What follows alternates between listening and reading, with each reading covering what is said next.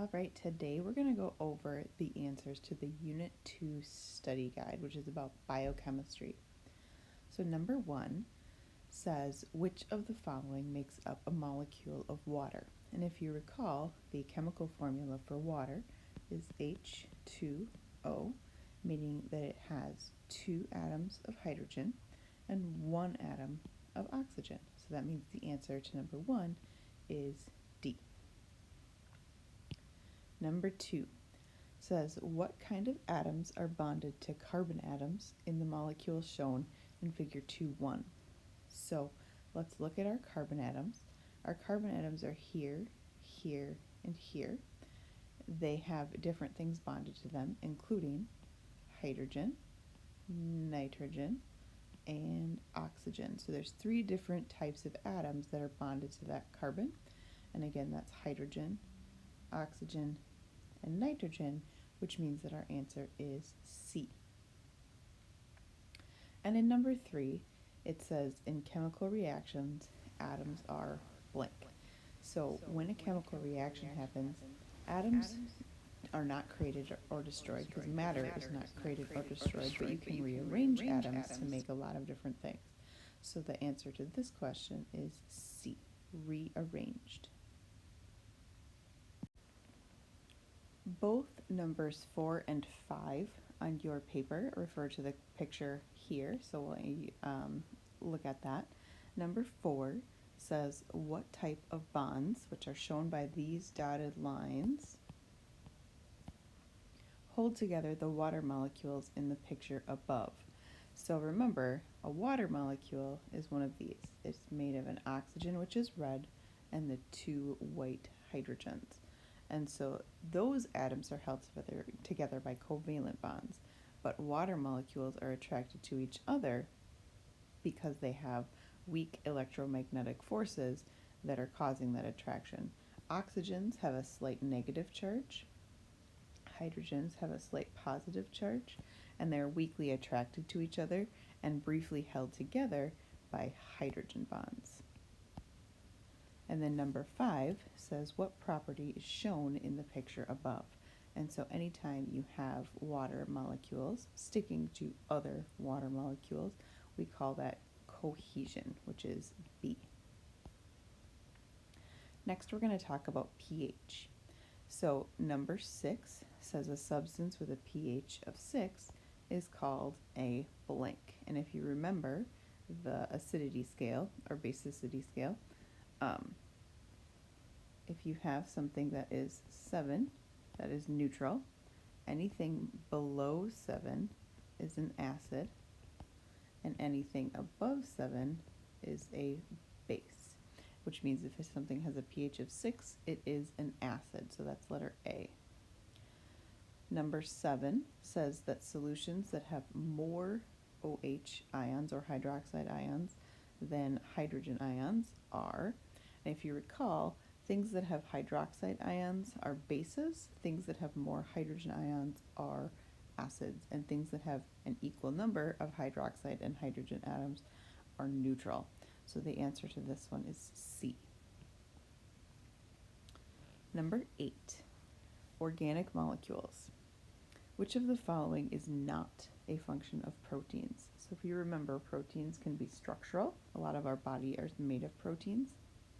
They can make up antibodies, which help our immune system fight diseases, and they can also help speed up chemical reactions or act as transport molecules.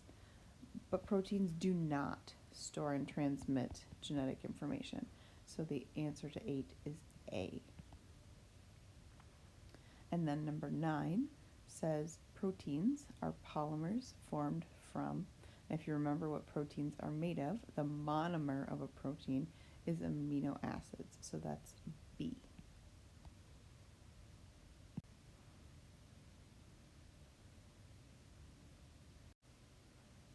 Next, we'll work on the matching section about organic molecules. So this looks at carbohydrates, lipids, and nucleic acids and some of their attributes. So number 10, carbohydrates. These are things that are made of glucose. Glycogen is a carbohydrate, sugar is a carbohydrate. So number 10 is C. Number 11, lipids. Lipids are non-polar substances that dissolve in oil, and so they do not dissolve in water. So lipids are A. Number 12 is nucleic acids. If you remember, nucleic acids are made of nucleotides, so that one is D. And 13, proteins, again, are made of the monomer amino acids, so proteins are B. Next, we'll talk about enzymes and some other attributes of chemical reactions. So number 14 says, which of the following statements is true about catalysts? And if you remember, a catalyst is anything that speeds up a chemical reaction without being consumed in the reaction. And when you speed up a chemical reaction, what you're actually doing is lowering the energy it takes to start the reaction. We refer to that as activation energy. And so the true statement about catalysts is that catalysts lower the activation energy of a chemical reaction and make it easier to get the reaction started. So that's D. Number 15. What is the process that changes one set of chemicals into another set of chemicals? So if you recall, when atoms get rearranged, we call this a chemical reaction. So that one is C. And then number 16, the energy needed to get a reaction started is called, and if you remember from number 14, that is the activation energy. So when a chemical reaction starts, it requires energy to get it going. That energy is the activation energy, which is B.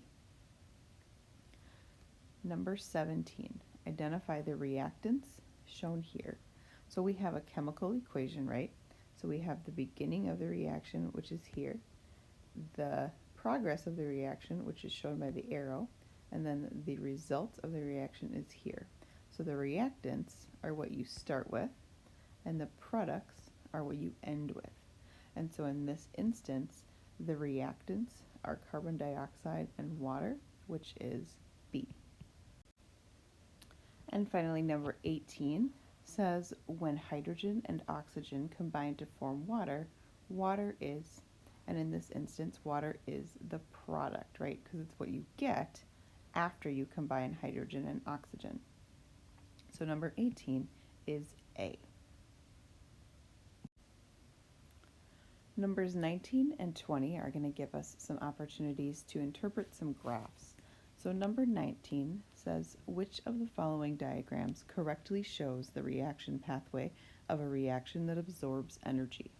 So if you look at all of these graphs, you'll notice that energy is on the y-axis. So that's going to show us how much energy is in the compound at that moment. And then you'll also notice that at the bottom, the x-axis has the reaction progress. So we are looking for a reaction that absorbs energy, which means that our product needs to contain more energy than our reactants did, which means that when that chemical reaction happened, some energy was stored in the bonds of the new product. So in this instance, the amount of energy that it takes to get the reaction started is here. And if the reactants have less energy than the product, that means it absorbs energy. So the answer for this one is B. Number 20 says, which line on the graph above shows a catalyzed reaction? Remember that a catalyzed reaction has a lowered activation energy. The activation energy is shown by this arrow and this arrow. You'll notice the reaction requires more energy to get started when we're looking at line A, and less energy to get started when you look at line B. So that shows us that line B is the catalyzed reaction because it required less energy to get the reaction started. Next, we'll go over some of the fill-in-the-blank and completion questions. So number 21 says another name for a biological catalyst is blank. If you remember, a biological catalyst is made of a protein, which means that it's called an enzyme. So number 21 is enzyme. Number 22, a solution with an equal number of hydrogen and hydroxide ions has a pH of blank. If you recall, If you have an equal number of hydrogen and hydroxide, then it's neutral, which means it has a pH of 7. Number 23, a solution with a pH of 12. This is called a base, right? And it's because anything with a pH over 7 is basic, so 12 makes it basic. Number 24, a molecule that has a partial positive charge on one side and a partial negative charge on the other side is called a blank molecule. So if you remember water, for example, has an oxygen and 2 hydrogens. The oxygen has a partial negative charge. The hydrogens have a partial positive charge, and that makes this a polar molecule. It's polar because one end is different from the other. Number 25. All organic molecules contain, if you remember this, there's one element that's in all organic molecules, and that element is carbon. And then we'll move on to the completion section. So number 26 is looking for examples of nucleic acids. It says to name 2. I'll name 3 for you just so you don't forget what they are. So you could have ATP, which is adenosine triphosphate. That's one example. DNA is another. So that's deoxyribonucleic acid. Another example we talked about in class is RNA, which is ribonucleic acid. So those are all different nucleic acids that are made of nucleotides. Number 27, any substance that speeds up chemical reactions. Remember, these are catalysts. And catalysts can be either organic or inorganic, meaning they're not always carbon-based molecules. Number 28, a protein that speeds up chemical reactions. This is an enzyme. So in order for something to be called an enzyme, it must be a protein. In order for something to be a catalyst, it only needs to speed up chemical reactions. Number 29. What molecule stores glucose in animals? So we have this molecule in liver, in muscles, things like that. This molecule is called glycogen. If you remember, that's a polysaccharide that is made of many glucose molecules. Number 30 says carbohydrates include monosaccharides, disaccharides, and polysaccharides.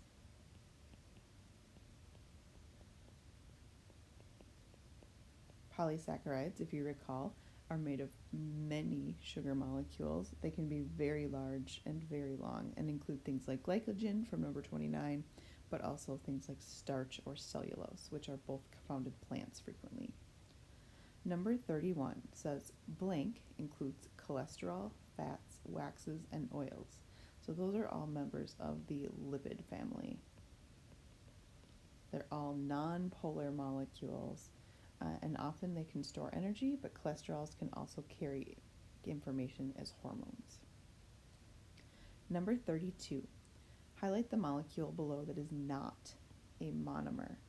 So if you remember, a monomer is one molecule that can be strung together to make very large molecules.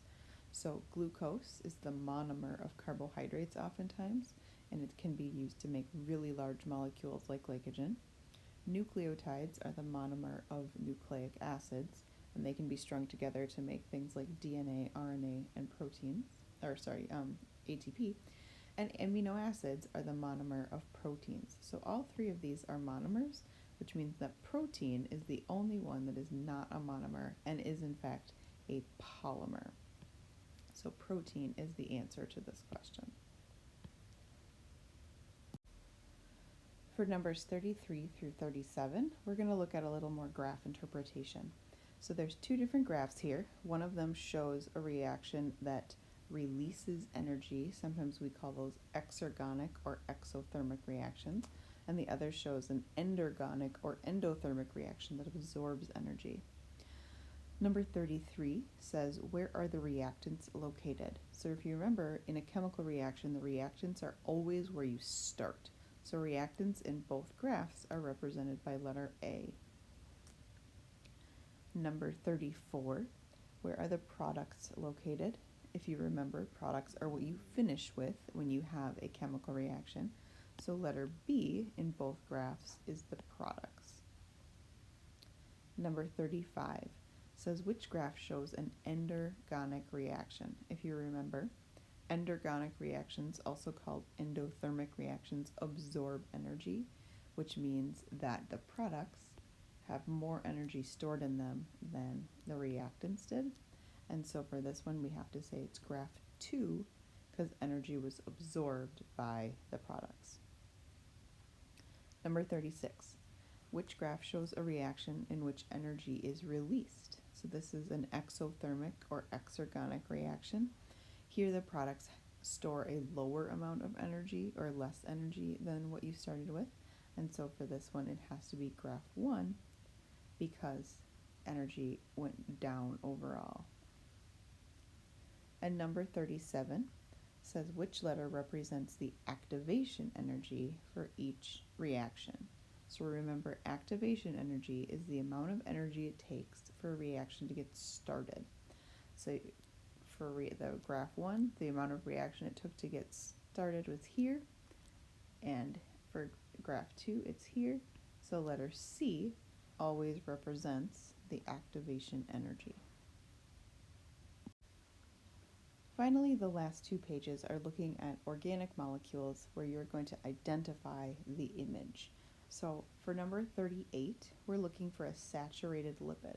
Remember, saturated lipids have no double bonds between their carbons, and so if you look at letter E, all of these bonds are single bonds, right? So that means that E is saturated. We also call it a saturated fat.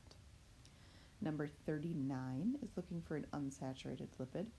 If you recall, the unsaturated lipids are characterized by having at least one double bond between the carbons in the hydrocarbon chain. So in this whole hydrocarbon chain, you'll notice there is at least one double bond between the carbons. That makes it an unsaturated lipid or unsaturated fat. Number 40, the nitrogen base. So this is going to be a molecule that contains nitrogen, but is not, because we're only looking for the base, attached to the rest of the nucleotide. So this is letter A, because it contains all of these nitrogens. That makes it a nitrogen base. Number 41, we're looking for a nucleotide. Remember, nucleotides have 3 distinct parts. They have a phosphate, a sugar, and a nitrogen base. So the nucleotide is letter B. And number 42 is a cholesterol molecule. Remember, these always have these very distinctive 4 rings. And so that is a cholesterol, sometimes also called a steroid. All right, so we've made it to the last 5 questions. Just a few more pictures to identify. Number 43 is a monosaccharide. So if you remember, monosaccharides are single sugar molecules. Sometimes they're 5-carbon sugars, sometimes they're 6-carbon sugars, but letter D in this example is a monosaccharide. Number 44 is a disaccharide. So remember, disaccharides have 2 sugars that are bonded together. So here is a molecule that has 2 sugars, and they're bonded together, and that makes them a disaccharide. So 44 is C. Number 45 is a polysaccharide. So remember, this is when you have many sugars bonded together, which you can see in letter E. This is all sugar molecules put together in a long chain, which makes E a polysaccharide.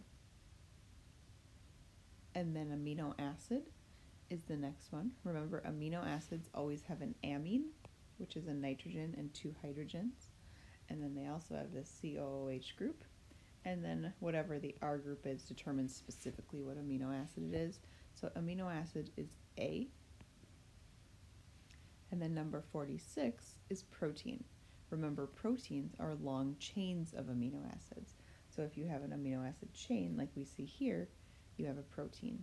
Sometimes they're also called polypeptides, and that one is letter B.